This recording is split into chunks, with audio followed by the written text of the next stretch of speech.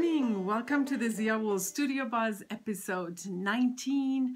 This is a podcast about yarn, about knitting, lots of knitting usually, about all the beautiful things you can make with wool, sometimes spinning, sometimes sewing. My name is Doug and I am coming to you from Albuquerque in New Mexico, where I live with my family, with our two kids, big by now, and our two sweet cats. It's been some time since I saw you last, and we had a bit of an excitement just now that I wanted to mention. We had a fire in our street just 2 days ago. It's been super dry here in the desert, and that was very scary because I was helping out at school, and as I was heading home, I see this cloud of smoke where I was headed, and you know how the streets curve, and so I would turn away from the clouds, from the smoke cloud, and then I would just go a different direction, and again that cloud would always be in front of me. And the higher I got towards the mountain, the more I saw that this stayed always right in front of me. And so in the end, I realized it was literally on my street, and it was probably caused by construction at a construction site, either some sparks or a cigarette. I don't think they found out yet, but no homes had major damage, no people were hurt, no animals were hurt, and I feel just very lucky. I mean, this was scary because the fire really crept up to it. How can I explain? So behind our house, behind the houses in our street, is this open area, open desert.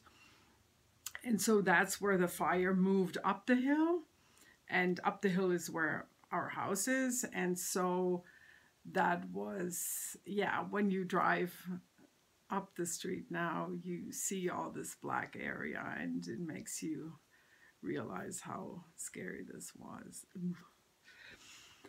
So, but enough of that. We're good. We're safe. We just pray for rain, and we're thankful that nothing worse happened.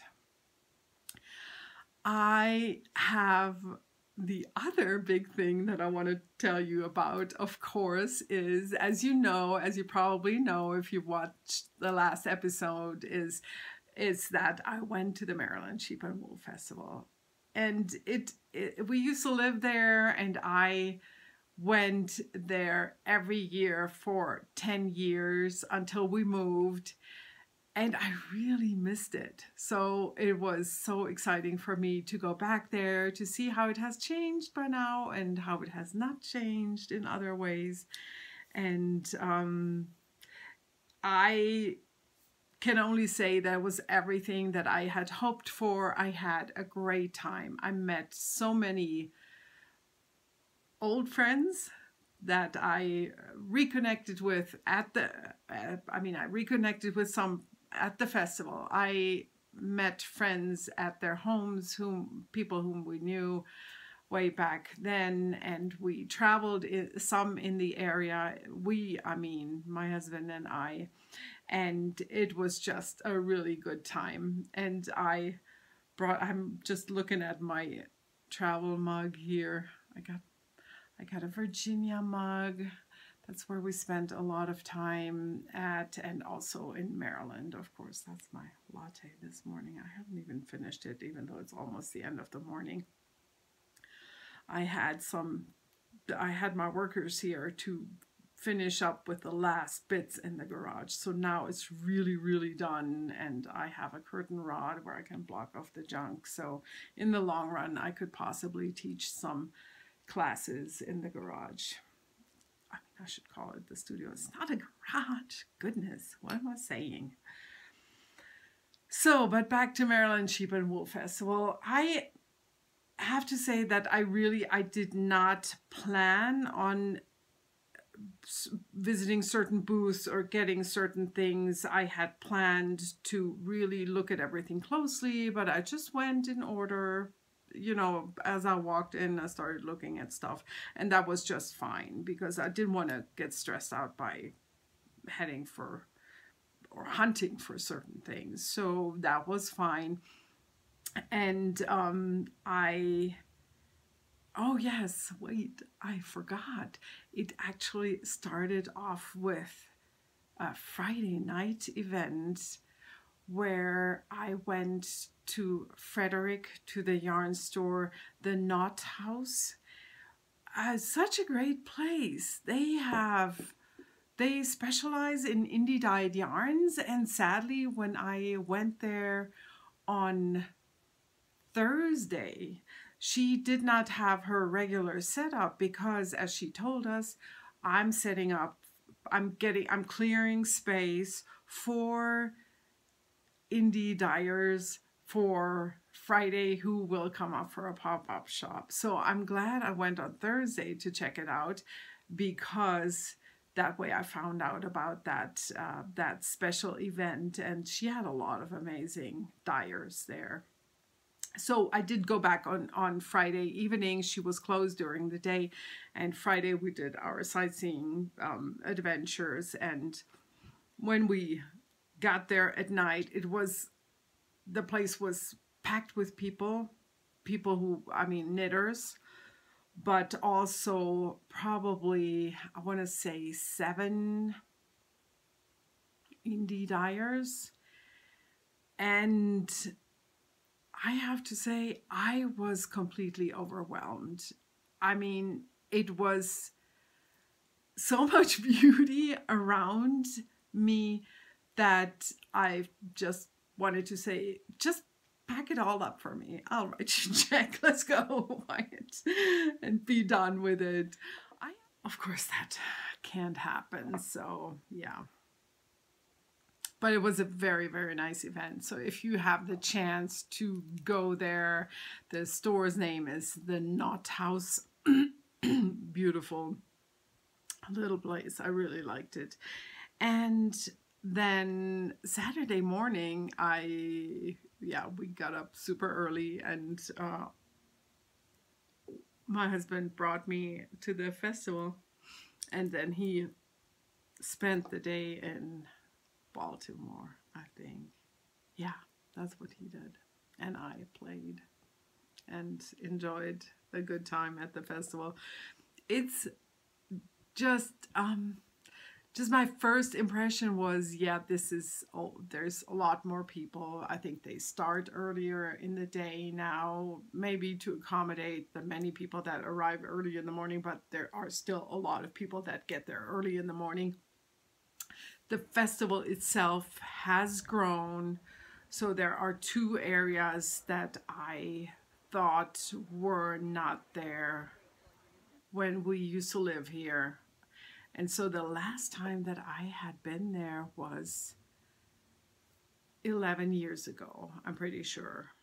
So I met super nice people. I met super nice vendors. I mean, like Delis, who's a friend by now. I met people that I knew. I met people that I don't know. And I thank you so much to everybody who said hi and stopped me. Made my heart happy.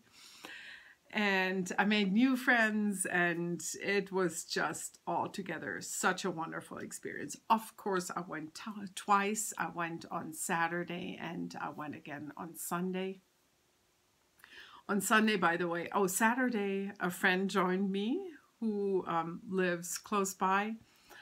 And so we had fun together, and on Sunday, my husband ended up staying at the festival and strolled with me. And while he was messing with me a little bit, kind of saying, "Oh, this is enough now, we should go," and whatnot. But he stayed with me till the very end, and we watched some sheepdog demonstrations together. So we had a fun time. We had a good day. And yeah, so as but to start showing you what what treasures I brought home. It's so funny because what I remembered was coming home from the festival with large amounts of spinning fiber. And that's what I did again. So I remember, I just have this picture of myself walking away from the festival with my two hands with two big bags of wool. And essentially I did the same thing. It was just a little rough because I could not have brought anything to the car because Wyatt had left with the car. So, but whatever, I managed. I thought I would go in the studio today because here is where I have the big work table and it's covered in all my treasures, and that makes it easier for me to show. And I had to put just one bag down there. But now I'm kind of uncertain where to start, what to show you first. I guess since I started about the spinning fiber, let me start with that. And that was one of the booths that I had known from my visits many years ago, and where I revisited and I talked to the lady. I mean, of course, she wouldn't remember me, but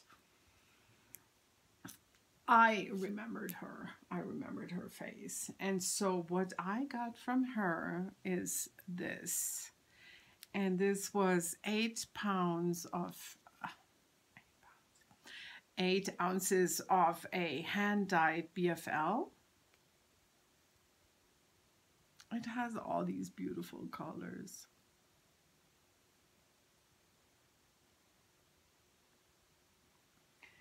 And I actually bought 2 bags. It came in a bag and I took it out so I don't have to rustle it crazy. And the name was Pucker Brush Farm. So I don't know if they have a website by now. I don't think so, because I remember I had purchased some fiber from her at some point where I wanted to get more, but I couldn't find her on the internet. So, and I think by now you have to get in touch with her by email. Yeah, so I got 2 of these bags, so hopefully it's going to be enough for a garment. And it's really, looks lovely.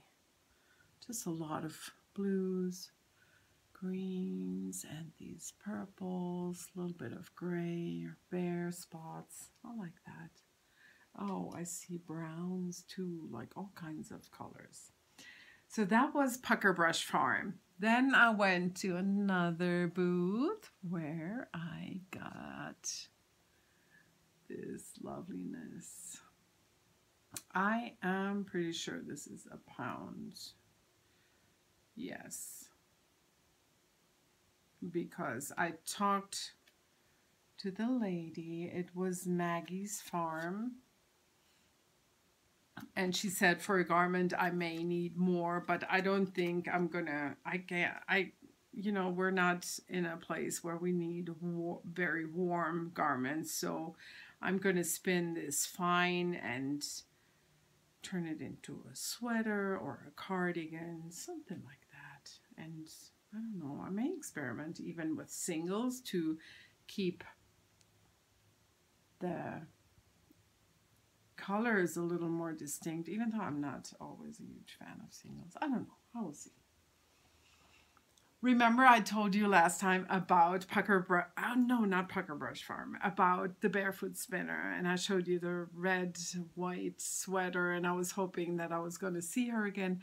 And indeed, she is still there. It's Maureen of the Barefoot Spinner, and I found something that reminded me very, very much of that red roving that I turned into that sweater. Just this one is a brown gray all natural one. Here's the bag, and here's Maureen's card. Maureen Pritchard. Oh, she does not have a website either.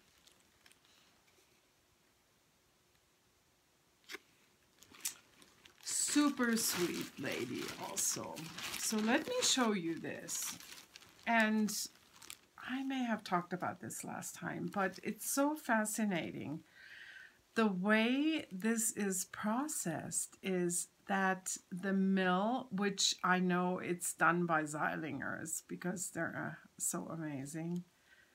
And I do know that they do this.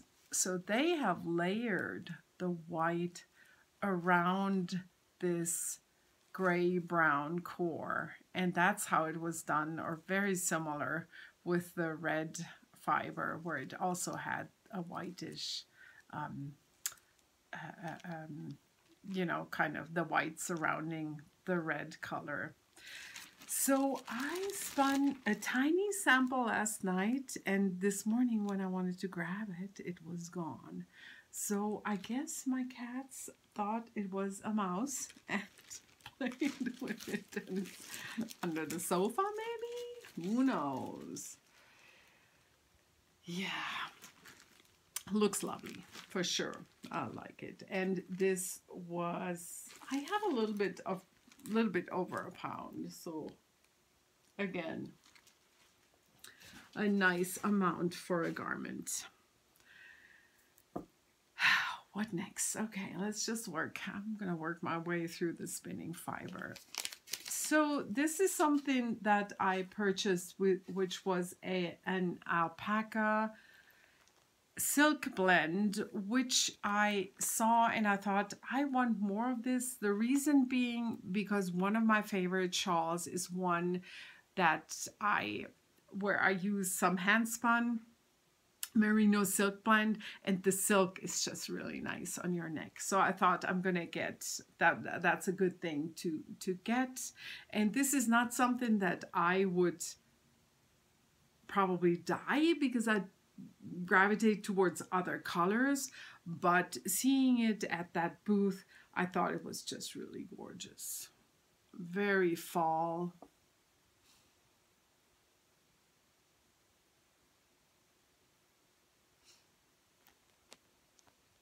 And this was from Shady Side Farm. Actually, I wonder if that sounds very familiar. It's Alpaca Silk, 70/30, in case I didn't say that. So that was lovely, but it's not a huge amount, as you can tell. I don't even know how much is it. Oh, 5 ounces, yes. But then when I saw this sorry, now I'm really going to be rustling. Oh my goodness. Oh, I just love this so much. So when I saw this is Yak Silk. It's a 50-50 blend. I thought this so totally goes with what I just showed you, so I can have kind of like a gradient multicolor.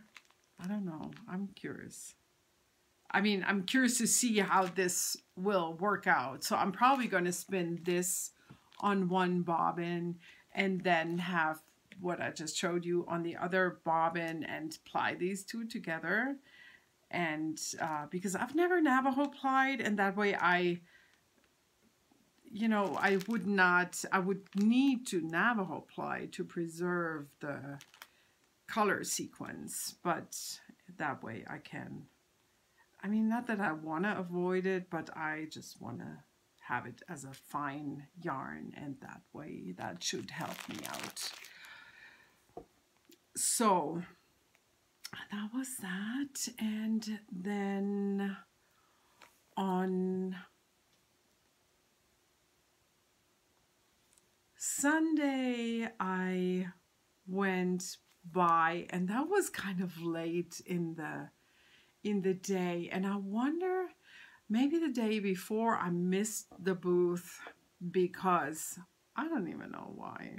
I'm not gonna guess wildly, but I had seen the booth, but really not chatted or purchased. But on Sunday I went back late, and the booth I'm talking about is the Hobbledehoy Marigold Jen booth, and I met both Liz and Jen. Or are you called Jenny or Jen? No, I can't recall. So I went by the Hobbledehoy booth, and I talked with both mother and daughter, which was really super nice. And I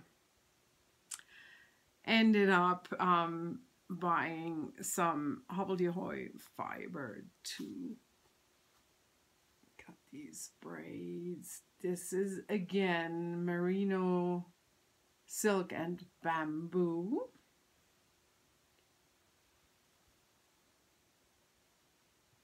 Oh, I love this. Wow. And here, I thought about again applying them together, but maybe not. I haven't decided yet. This is the other one, and this I think is, oh, this didn't have silk. Yeah, I wasn't really paying attention. At that point, I was just going for the color, I guess. This has superwash merino, bamboo, and nylon 60-30-10. Beautiful color. Love it. So that was all the spinning fiber. And yes, let's start with the yarn by talking about what I bought from Jen. And that was this half skein. And I am really itching to make a pair of socks with this. And I just wanted to show you in the skein, and that's why I haven't started yet, because also I am really ready. I've picked this mini skein that I got from Amanda in a swap. That's going to be my ribbing, and then I'm going to split this skein and really have short socks, and that should just be enough yarn. And if not, one toe will be different, but I don't think so. So Jen was so sweet. She also gifted me this one. Isn't that cute? Love, love, love. Love these colors. So, but also I bought a skein of yarn which so much complements my purchase from Miss Babs. So I didn't even go into that booth until very late on Sunday, because it was always so packed with people, and it was not that I needed anything where I had to have it. So, but on Sunday when I went in late, I ended up buying these three, and I want to make a shawl out of them that requires one neutral color as a contrast. I stayed for a very long time. I was very set with these, and I stayed for the longest time, and I did not find anything that I liked to combine with these. But when I went to see Jen, I took these three skeins out again, and I found the perfect combination. It is absolutely killer gorgeous. I adore this color, especially with that. And I know you'll agree, right? So as you see in the picture that I will insert, there's this supposedly pattern that I cannot find on Ravelry.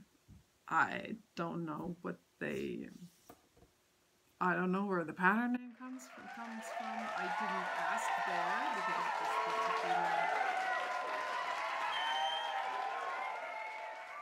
So another booth that I went to was Backyard Fiberworks, and they sold these little sets or two.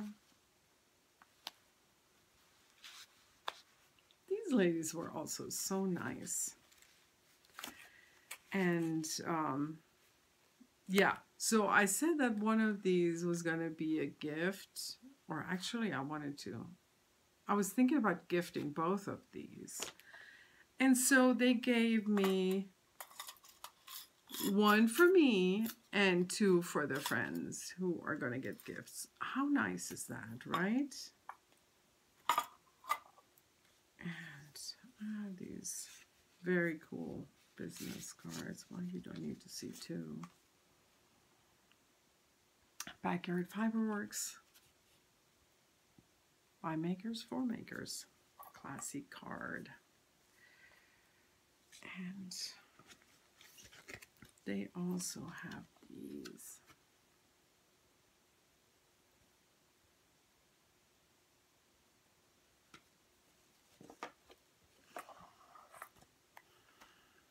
Now, oh, okay.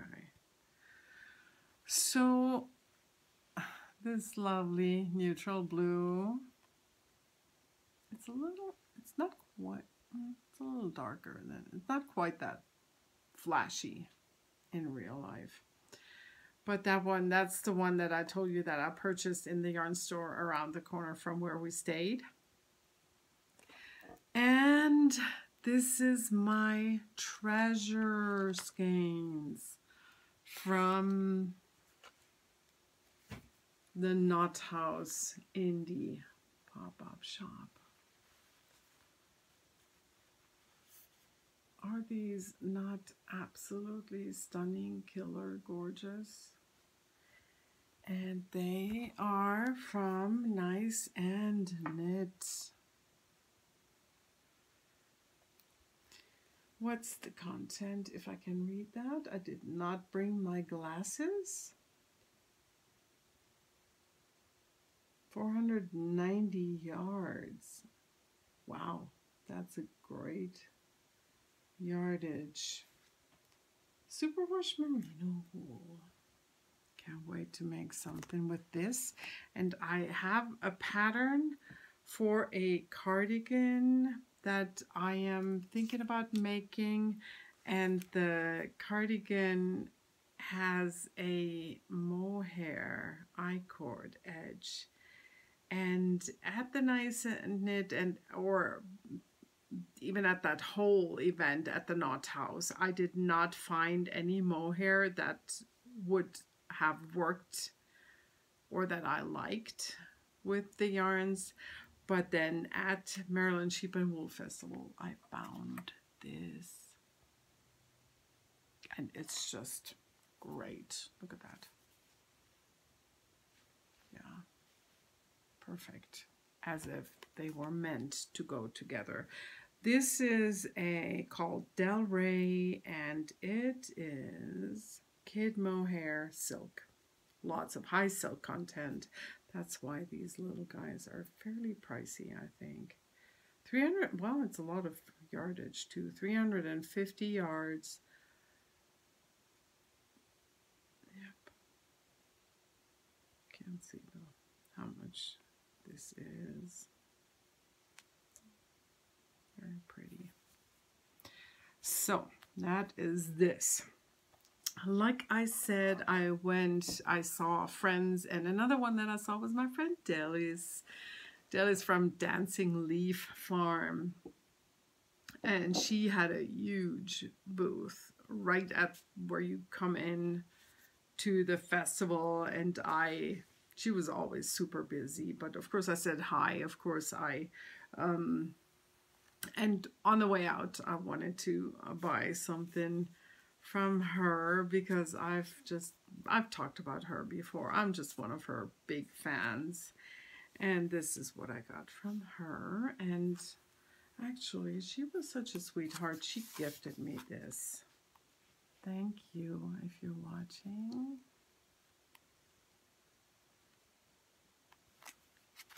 That woman is something else.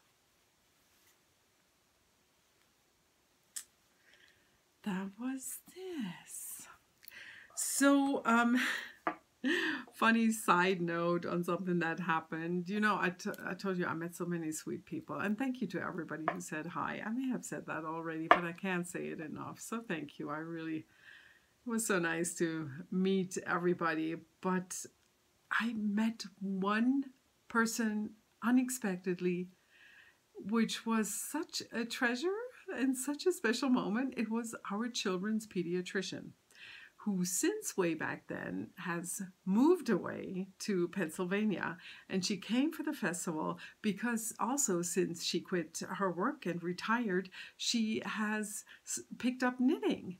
It was so nice to bump into her. I had been staring at her from behind because I saw this woman in such a beautiful sweater, and I thought, oh, I gotta ask her what that pattern is. And all of a sudden she turns her face and I'm like, oh my God, it's the kid's pediatrician. And she remembered us because both our kids, well, our daughter had a lot of weird accidents, like a broken nose, and when a friend jumped down the stairs and she crossing, so it was just one knee colliding with the nose, or she had the back of an earring go in her earlobe at some point. Kind of memorable things, right? And more. Those were not the only things happening. And our son had cold-induced asthma, which she essentially diagnosed, and so there were a lot of episodes where we had to go there and get the nebulizer treatment, and yeah, lots of memories connected with this wonderful woman. So nice to meet her. I will send her some yarn. I promised her. She's gotta support a new knitter. What else? I have one little treasure from my friend Mary, who had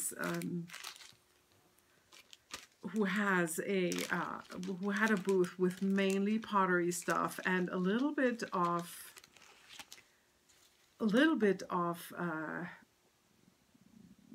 punch needle things. So this is her store is called on Etsy White Clover Kiln. And she gifted me this sweet thing because I told her that I'm doing stuff. I want to make a wrap bracelet. She gifted me this little kit, and I believe she sells these on Etsy. That's what she said. So that was so nice. Thank you, Mary. I don't know if you see that, but Mary, oh no, you can't see it. Let me just crazily wiggle the camera, because up there, right above my head with that, there's a sheep on a turquoise background, and Mary made that many years ago and gifted it to me. Such a sweet treasure to have. Sorry about the shaking. So, one more yarny purchase. I did find my Cormo, and that happened also on the second day. I don't know why I overlooked that on the first day. So I got 4 skeins of this yumminess. And it's kind of funny because I associate Cormo with being very soft. It has a high crimp. I saw it as a spinning fiber, but I wasn't too keen on spinning it because I know it's a short fiber. usually, and I didn't want to be miserable with spinning a large amount of it. So I thought, I'm going to go for the yarn. And but I know I've seen cornmeal in some booths there where it was not that soft, and that kind of surprised me because I know cornmeal is supposed to be very, very soft. Maybe there's differences depending on the age of the sheep. I don't know. Well, I got these 4 lovely skeins, and they came from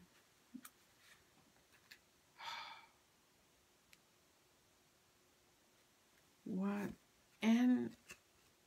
Ensign Brook Farm. And they had a booth with the fiber mill, with the spinning mill. And it's so cool because I chatted with these ladies, and it turned out they're going to come to Santa Fe and Taos in the fall. And so we connected so I can visit and with everybody, with the group that they're coming with. It's not just the 2 women that I met in the booth, who were super lovely, Mary Jean and Karen. And so, but they'll be here with a group, and they invited me to come up to Santa Fe with a pop-up shop for them, which I appreciated. And it was just so nice to make such a fun connection, because they are, I want to say oh yes, they're in New York State. They're really far away. My goodness. They're going to be up for an adventure. What did I do with the camera? Let me turn it a little more. Okay. So those were my treasures. I mean, a lot of shopping. I hope I was not too I hope you liked seeing all of them, because that was really a lot of stuff. In the meantime, there has been knitting happening. So let me show you what I have done. I have not 1 pair of socks. I have finished 2 pairs of socks. You know, I was on a mission to finish all these old socks where I thought I could cast on a new pair, and then I remembered I had another one started, and then I wanted to cast on a new pair, and I remembered I had yet another pair started. So I got all those started pairs done. And here they are. These are my Christmas socks. This is a ZiaWoolz yarn on my Taos base, and it is a Christmas colorway that never made it to the public because it turned out so different from what I had envisioned that I just never even dyed any more of it. But actually there were 2 skeins, and one of them I gifted to a friend, and she made a pair of socks, and I really liked her socks. And when I saw hers, I thought, oh, I'm going to cast on that other skein, and that's what I did. And I cast on and knitted a little bit, or maybe I may have been past the heel on that first one, and then I quit. And these got done very recently, and I think I finished them either on I think I may have finished them even on the plane home from our trip. And we had spent a total of 10 days out east, so there was a lot of car rides also where I had knitting time, and yeah, so that was nice knitting time. So I finished my Christmas socks. The colorway didn't even have a name, by the way. I don't think I even have that recipe anymore either. And the other pair is are my Halloween socks. Yes, they are not identical. The story is that, yeah, I remembered having the little ball of green slime. That's my Sundancer base, colorway slime, custom color, custom Halloween color. So I had that little ball of yarn and I had it sitting out ready to be packed with the carry-on, with the sock project. I totally remembered it. And then I remembered even carrying it away, and I probably would have noticed because of the bright green if it had been still sitting there until we left. But it wasn't there anymore. But when we got back home and, you know, after, well, missing that little bit, when we got home, I found that little ball of yarn in the garage. So I must have had it in my hand and then run out to do something and then put it down because I wanted to pick up something else, and then I forgot it there. It was okay because now I have a very funny sock with a very funny story, because this is always going to remind me of the excitement of packing for Maryland Sheep and Wool Festival. This was, I think, this little bit of green, I got that from the longtail cast on, which was kind of a little bit longer than normal, annoyingly long, you know, when you have this thing dangling when you knit top down. But that came in very handy. So that's my pair of Halloween socks. 2.5 millimeter needles. I always knit on DPNs. I cast on 4 times 16 stitches, 2x2 ribbing for the cuff.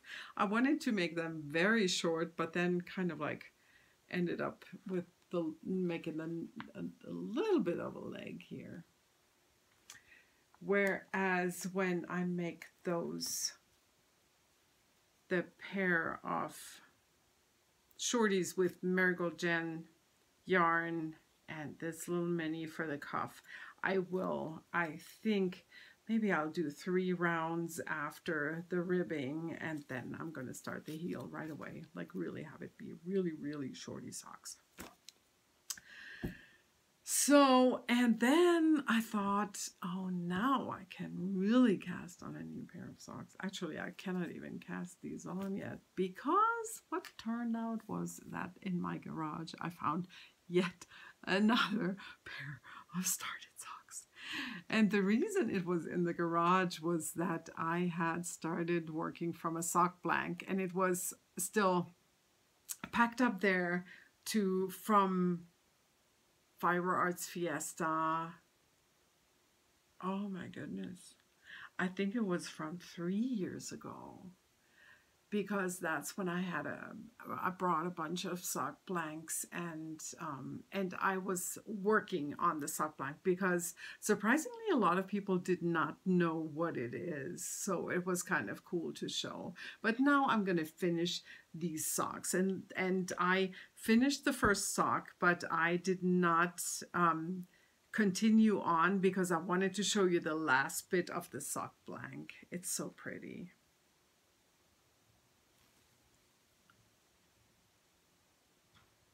So to dye this, I used a technique similar to how wool fabric is dyed for rug hooking. And that was really fun how that turned out. In retrospect, I have a little, I mean, I wish I had more turquoise in there. That's all. But here's my sock. Oh yes, and it is a double knit sock blank, and while I was knitting on the first sock, I was winding the second strand of yarn into this ball. And what I think I will do is I'm gonna wind it all off, and then initially I thought I was gonna you know, just reverse the ball again to have two identical socks. But now I think it's going to be fun to have it reverse, because there are these two turquoise spots with more of a, with a lot of red. And now let me finally show you that sock.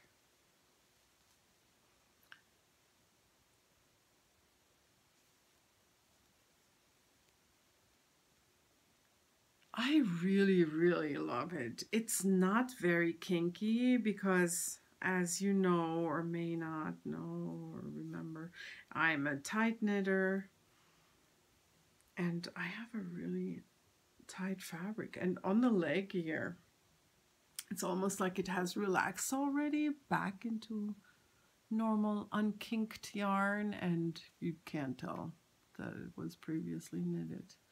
On the tip, however, you can tell a little bit.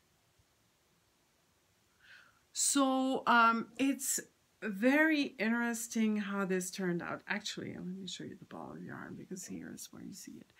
Because the dye does not penetrate everywhere and go everywhere into this knitted fabric with this technique.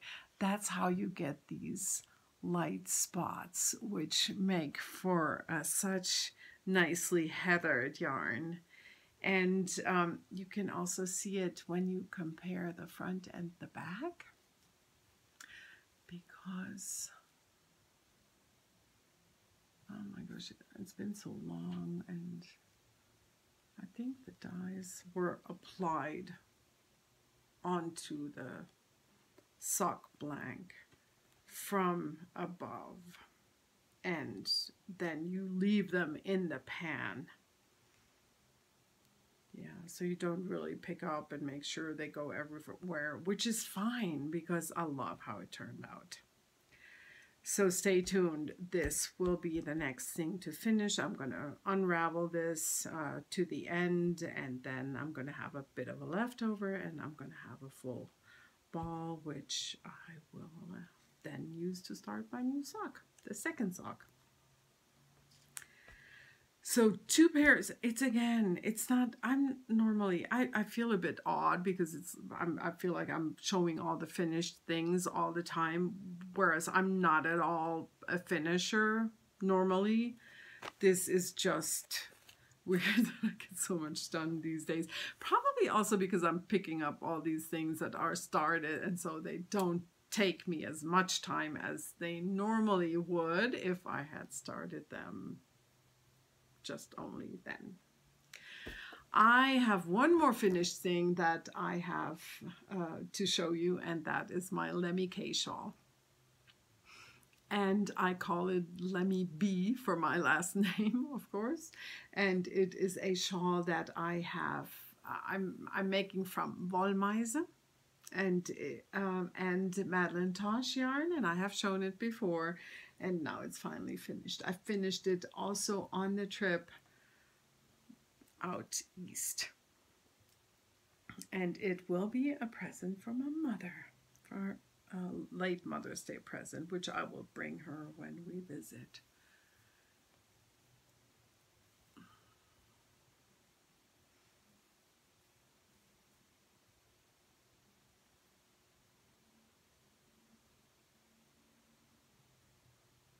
There it is in all its glory. It is made with 4.5mm needles. All the yarns have a cashmere content. I think these two a little bit more than this. And I have used 4.5mm. Did I just say that? 4.5mm needles and Wollmeise, Madeline Tosh, and Madeline Tosh. So this part is bigger than Isabel Kramer tells you to make it in her pattern, and I just went further to use up more yarn. And it's kind of easy to figure out the way to do it, because you know how you need a stitch count to have, like, I'm making the numbers up. Like, say you start, then once you start the pattern, you're supposed to have 5 stitches, then you knit the pattern repeat as many times as it fits until you have, like, say 3 more stitches before the middle spine of the shawl. I should show you what I'm talking about. That's what I'm talking about. You know, that's how you get the, and I go by chart. Okay. So then I have, and say maybe where she wants you to start the lace, you would have 10 pattern repeats, but I kept going and until my stitch count worked again, and maybe I had then 11 pattern repeats. But again, my 5 stitches at the beginning of the row, then my 11 pattern repeats, and then my 3 stitches before the middle spine. I hope this makes sense, because if not, it's my fault. And yeah, because it's really easy to adjust. So I ran out of this dark color, which is lichen, Madeline Tosh again, Pashmina, that's what it's called, as well as this. And this one is the colorway Mala. So I ran out of this before I got completely done with the charted area, but I knew these 2 colors are, when they're close together, they're similar enough to almost look like a variation of the same yarn. So you cannot, it's not like in your face visible that that I started the lighter color earlier. And then I wanted to go longer with this section, but at some point all of a sudden it hit me, no, this is exactly how much I want this. And it's, I stuck with the instructions in the pattern. I wanted to go longer, but when I looked at it, I thought, no, this is perfect now. Because, I don't know, for visual balance, I wouldn't have wanted this lighter edge to be wider. Yeah, and you may remember I had a few garter rows in here that I took out, and I'm so glad I did that. It's so much better. And I'm pretty sure she will love it.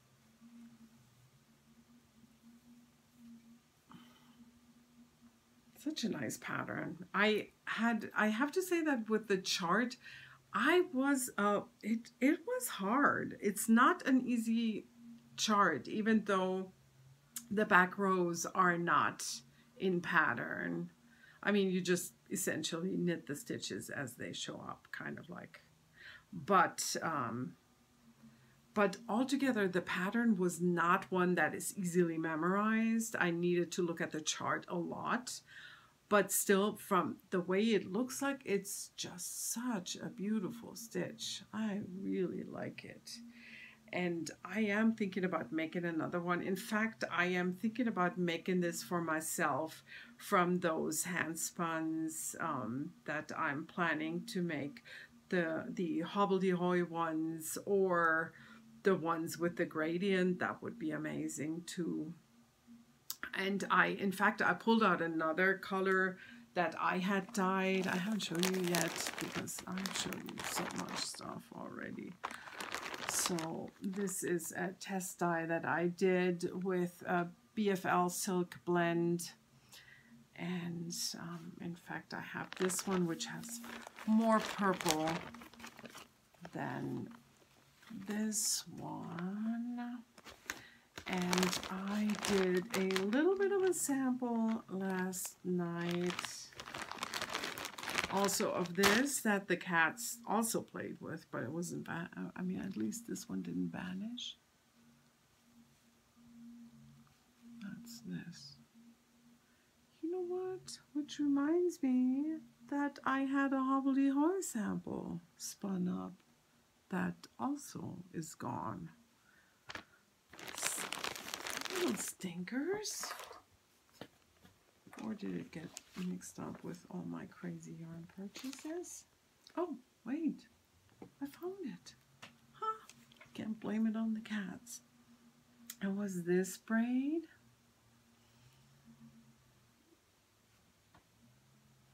I love this bit of a dirty gray. And that's my little sample-y thingy. It's cute. Pretty. Kind of like a rosy. So let's see these two together. Nah, don't like them together. Gotta make up my mind what I want to do. We shall see. So those were all the knitting things I have done. That's all. Except for I have a little bit of sewing that I wanted to show you. Some bags that I finished. Especially this one, which I love. This is something that they're ironed for flat. This is something that I experimented with a few years ago, and this was the last bit of fabric that I still had with the mohair crochet motif already sewed on, but the bag wasn't made, so it's finally done. It is on linen. And yeah, that's a pretty bag. I'm not sure. It's more like an accessory organizer, purse, bag, I think, size-wise. I don't know if I would cram a sock project in there. Here's another one. Also a little bit smaller than I like for my socks. Wait a second. No, I'm wrong.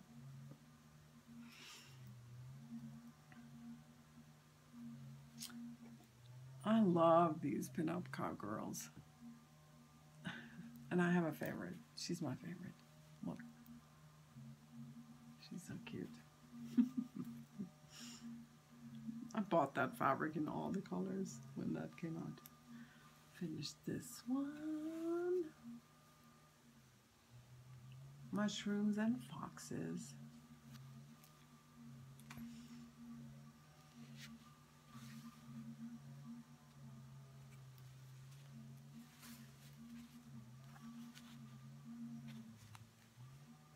Oh, I haven't shown you the inside. I don't even know if that's anything interesting. Doesn't matter. One more for winter. Cute birds in scarves and hats.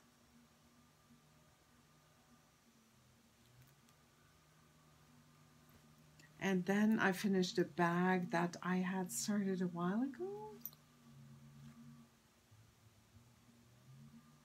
Got some yarn. And this. So this is going to be mine, and I already made a similar one for myself, but I wanted to throw out a question because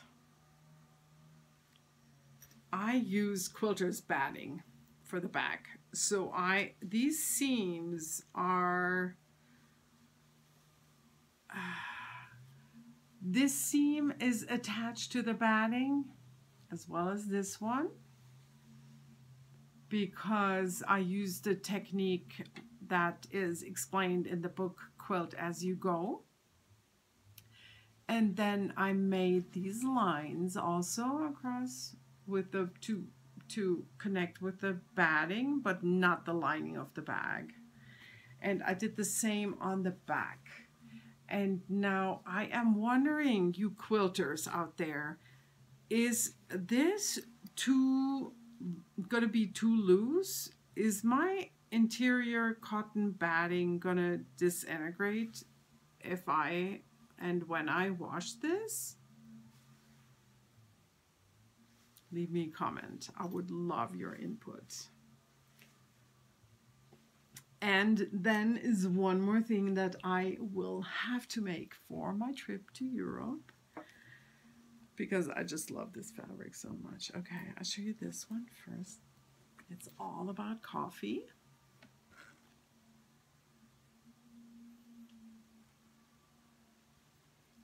And on the other side, I will put this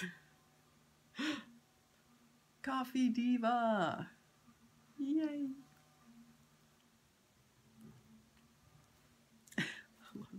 Did you see that those are coffee beans? The dots on the background. Love it. I haven't even finished the strap. But the lining, I usually do a flannel on the lining just for me. It helps me because then I know the flannel is the lining and I never get confused. I sometimes do it differently, but mostly I do flannel for the lining. And I found this. Look at it. Perfect. Absolutely perfect. So, I told you about my sock blank sock, so I'm going to pick that one up again and finish that. I mean, start that second sock and get that going. But then, I mean, the shawl is done and I will need something new. I doubt I'm going to get that spinning done this week before I leave for Germany, which is going to happen soon. And so my idea was to grab again something that has been started, and let me show you. It lives in this bag.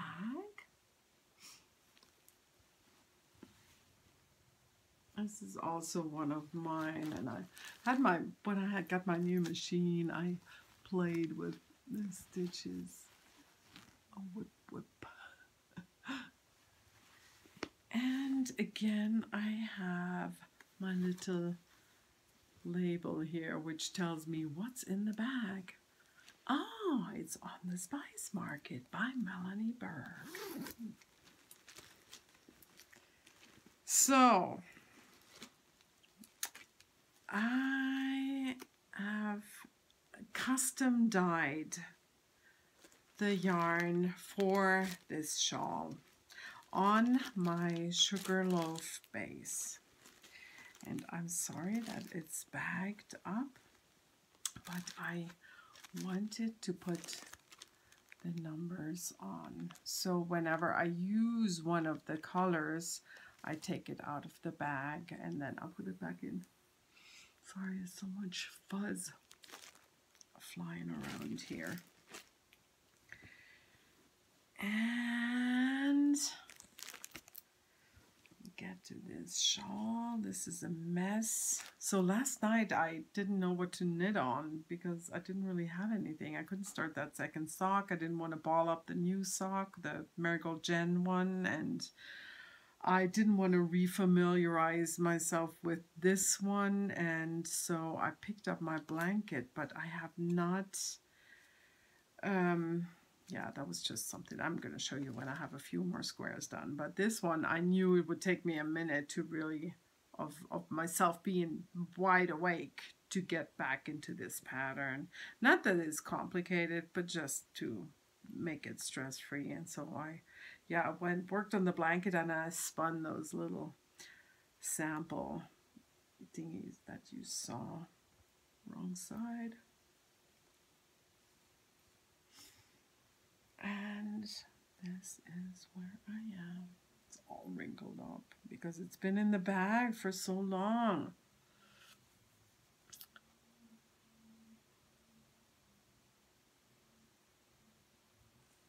Don't ask me why I put this away. It's not that I don't like it. I love it. I'm gonna get going on this. And this is on my Sugarloaf base, which is just such a beautiful and lovely yarn. So creates such a nice fabric. In fact, my friend Pam, who is Gingerbread Snowflakes on Instagram, she just posted pictures of her sweater which she made with the Sugarloaf yarn, and she said she loved working with this and also to have it as a garment. It makes a gorgeous fabric. So this will be happening, I promise. And now we have truly come to the end. This is another long episode. I'm gonna add on a little bit of festival footage at the end. I hope you're gonna like seeing a little bit of the festival fuzz. And then I wanted to thank you again for watching. Thank you for leaving comments. Thank you for stopping by and hanging out with me. And again, thanks for saying hi at the festival. There was only one sad thing at the festival. I did not get to see Amy Beth. Another time, I hope. Okay, so you all happy knitting. Until I see you again. Bye-bye.